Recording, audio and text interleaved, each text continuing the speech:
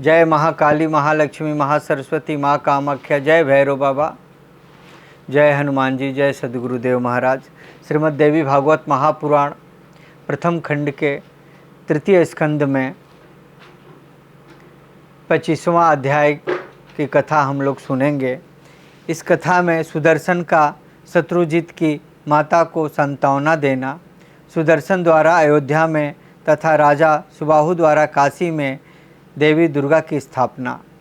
व्यास जी बोले, अयोध्या पहुंचकर नृपश्रेष्ठ सुदर्शन अपने मित्रों के साथ राजभवन में गए। वहां पर शत्रुजित की परम शोकाकुल माता को प्रणाम कर उन्होंने कहा, हे माता, मैं आपके चरणों की शपथ खाकर कहता हूँ कि आपके पुत्र तथा आपके पिता युधाजित को युद्ध में मैंने नहीं मारा है। स्वयं भगवती दुर्गा ने रणभूमि में उनका वध किया है। इसमें मेरा अपराध नहीं है। होनी तो अवश्य होकर रहती है, उसे टालने का कोई उपाय नहीं है। हे माननी, अपने मृत पुत्र के विषय में आप शोक न करें, क्योंकि जीव अपने पूर्व कर्मों के अधीन होकर सुख दुख रूपी भोग को भोगता है। हे माता, मैं आपका दास हूँ।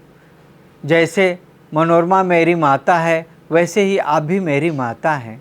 हे धर्मज्ञ, आप में और हम उनमें मेरे लिए कुछ भी भेद नहीं है।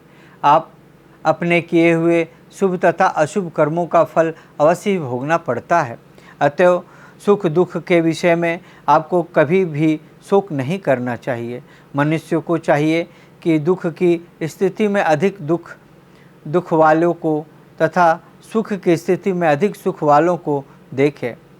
अपने आप को हर्ष शोक रूपी शत्रुओं के अधीन न करें। यह सब देव के अधीन है, अपने अधीन कभी नहीं। अतएव बुद्धिमान मनुष्य को चाहिए कि शोक से अपनी आत्मा को न सुखाए।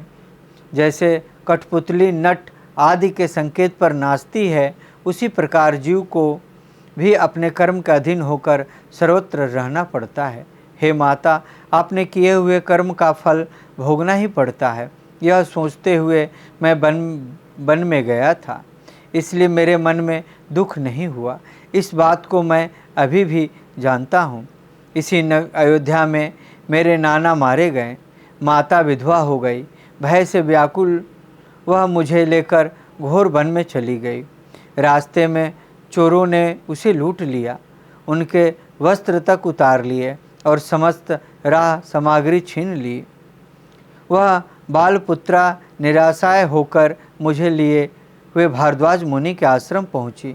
ये मंत्री बिदल तथा अबला दासी हमारे साथ गए थे। आश्रम के मुनियों और मुनि पत्नियों ने दया करके निवार तथा फल से भली भांति हमारा पालन किया और हम तीनों वहीं रहने लगे।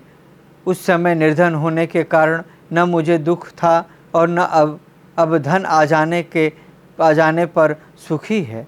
मेरे मन में कभी भी बैर तथा ईर्ष्या की भावना नहीं रहती। हे परंतपे राजसी भोजन की अपेक्षा निवार भक्षण श्रेष्ठ है, क्योंकि राजस अन्न खाने वाला नरक में जा सकता है, किंतु निवार भोजी कभी नहीं। इंद्रियों पर समय नियंत्रण करके विज्ञ पुरुष को धर्म का आचरण करना चाहिए, जिससे उसे नरक में न जाना पड़े। हे माता, इस पवित्र भारतवर्ष में मानव जन्म दुर्लभ है। आहार आदि का सुख तो निश्चय ही सभी योनियों में मिल सकता है। स्वर्ग तथा मोक्ष प्रदान करने वाले इस मनुष्य तन को पाकर धर्म साधन करना चाहिए, क्योंकि अन्य योनियों में यह दुर्लभ है। व्यास जी बोले, उस सुदर्शन के यह कहने पर लीलावती बहुत लज्जित हुई और पुत्र शोक त्याग कर आँखों में आंसू भर के बोली, हे पुत्र, मेरे पिता युधाजित ने मुझे अपराधिनी बना दिया। उन्होंने ही तुम्हारे नाना का वध करके राज्य का हरण कर लिया था। हे तात, उस समय मैं उन्हें तथा अपने पुत्र को रोकने में समर्थ नहीं थी। उन्होंने जो कुछ किया उसमें मेरा अपराध नहीं था। वे दोनों अपने ही कर्म से मृत्यु को प्राप्त हुए। उनकी मृत्यु में तुम कारण नहीं हो, अतएव मैं अपने उस पुत्र के लिए शोक नहीं करती। मैं सदा उनके लिए कर्म की चिंता करती रहती हूँ। हे कल्याण, अब तुम ही मेरे पुत्र हो और मनोरमा मेरी बहन है। हे पुत्र, तुम्हारे प्रति मेरे मन में तनिक भी शोक या क्रोध नहीं है। हे महाभग, अब तुम राज्य करो और प्रजा का पालन करो।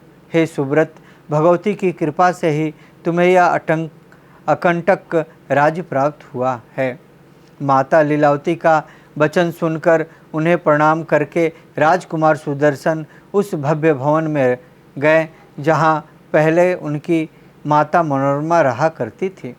वहाँ जाकर उन्होंने सब मंत्रियों तथा ज्योतिषों को बुलाकर शुभ दिन और मुहूर्त पूछा और कहा कि सोने का सुंदर सिंहासन बनवाकर उस पर विराजमान देवी का मैं नित्य पूजन करूँगा।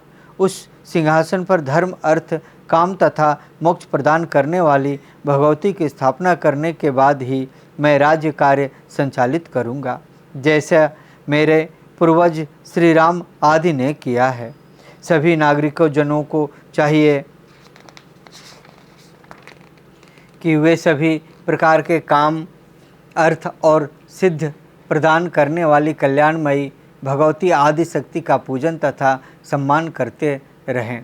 राजा सुदर्शन के ऐसा कहने पर मंत्रीगण राजा यज्ञ के पालन में तत्पर हो गए। उन्होंने शिल्पियों द्वारा एक अद्भुत सुंदर मंदिर तैयार कराया। तदंतर राजा ने देवी की प्रतिमा बनवाकर शुभ दिन और शुभ मुहूर्त में वैदिक विद्वानों को बुलाकर उनकी स्थापना की। तत्पश्चात विधिवत हवन तथा देव पूजन करके बुद्धिमान राजाओं ने उस मंदिर में देवी की प्रतिमा स्थापित की। हे राजन, उस समय ब्राह्मणों के वेद घोष, विविध गानों तथा वादों की ध्वनि के साथ बहुत बड़ा उत्सव मनाया गया।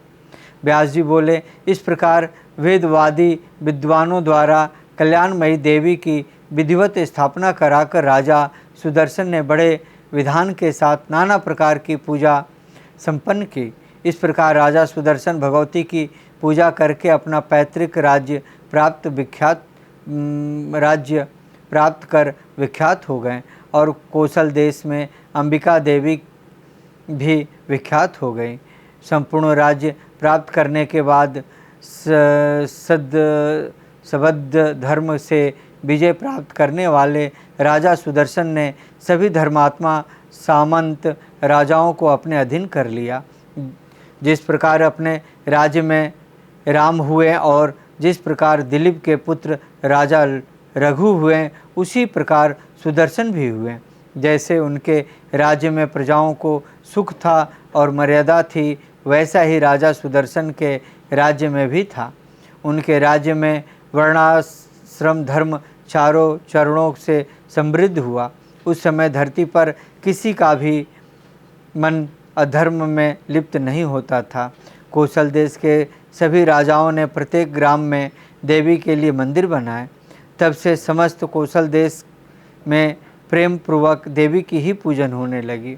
महाराजा सुबाहु ने भी काशी में मंदिर का निर्माण कराकर भक्तिपूर्वक दुर्गा देवी की दिव्य प्रतिमा स्थापित की। काशी के सभी लोग प्रेम और भक्ति में तत्पर होकर विधिवत दुर्गा देवी की उसी प्रकार पूजन करने लगे जैसे भगवान विश्वनाथ जी की करते थे। हे महाराज, तब से इस धरातल पर देश देश में भगवती दुर्गा विख्यात हो गई और लोगों में उनकी भक्ति बढ़ने लगी। उस समय भारतवर्ष में सब जगह सभी वर्णों में भवानी ही सबकी पूजनीय हो गई। हे नृप, सभी लोग भगवती शक्ति को मानने लगे, उनकी भक्ति में निरंतर रहने लगे और वेद वर्णित स्रोतों के द्वारा उनके जप तथा ध्यान में तत्पर हो गए। इस प्रकार भक्तिपरायण लोग सभी नवरात्रों में विधान पूर्वक भगवती का पूजन, हवन तथा यज्ञ करने लगे। इस प्रकार श्रीमद् देवी भागवत महापुराण प्रथम खंड के तृतीय स्कंद में 15वां अध्याय ओम ततस्तम।